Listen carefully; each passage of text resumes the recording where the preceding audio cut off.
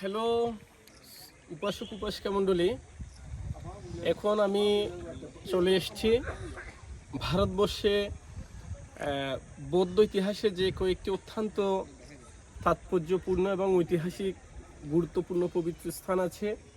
তন্মধ্যে অন্যতম চাপালচত্তু। এটি সে সময়ের মগধের একটি সাম্রাজ্যের অঞ্চল ছিল, কিন্তু বর্তমানে এটি বিহার প্রদেশের বৈশালী নগরীতে এটি অবস্থিত। আপনারা দেখতে পাচ্ছেন এই প্রাচীন সেই স্থাপত্যর ধ্বংসাবশেষ। এটি হচ্ছে চাপালচত্তু সেই ধ্বংসাবশেষ।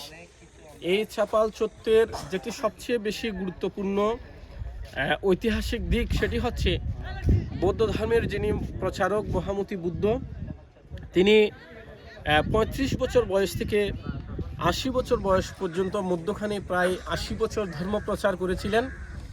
৮০ বছর ধর্ম প্রচার শেষে তিনি যখন বয়সের ভারে বৃদ্ধত্বের দিকে গেল, তখন তিনি বুঝতে পারলেন তার সময় অনেকটা মৃত্যুর কাছাকাছি, মহাপরিনির্বাণ প্রাপ্ত হওয়ার জন্য তার সময় হয়েছে।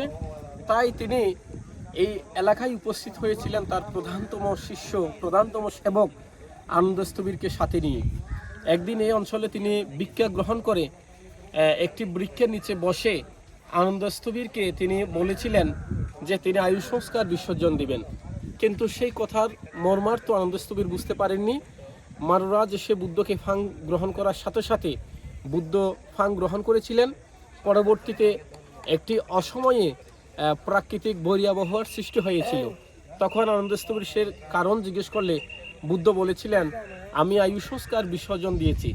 অর্থাৎ তিনি যেদিন আয়ু সংস্কার বিসর্জন দিয়েছিলেন সেদিন মাঘী পূর্ণিমা ছিল। সেই মাঘী পূর্ণিমার দিন তিনি বলেছিলেন, আজকে থেকে ৩ মাস পর বৈশাখী পূর্ণিমার দিনে আমি পরিনির্বাণ প্রাপ্ত হব।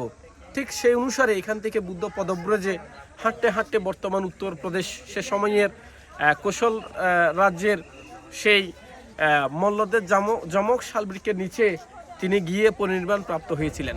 কিন্তু মূল মেসেজ যেটি এই স্থানের আপনাদেরকে দিতে চাই, সেটি হচ্ছে এখানে মহামতি বুদ্ধ তিনি আয়ু সংস্কার বিসর্জন বা তার মহাপরিনির্বাণ প্রাপ্ত হওয়ার যে দিনক্ষণ তিনি ঘোষণা করেছিলেন, এটি আমাদের কাছে যেমনইভাবে অত্যন্ত শোকের, আবার ঠিক তেমনইভাবে অত্যন্ত ঐতিহাসিক একটি ঘটনা। এবং এই স্থানটি সেই জন্যই আমাদের কাছে অত্যন্ত ঐতিহাসিক এবং পবিত্র।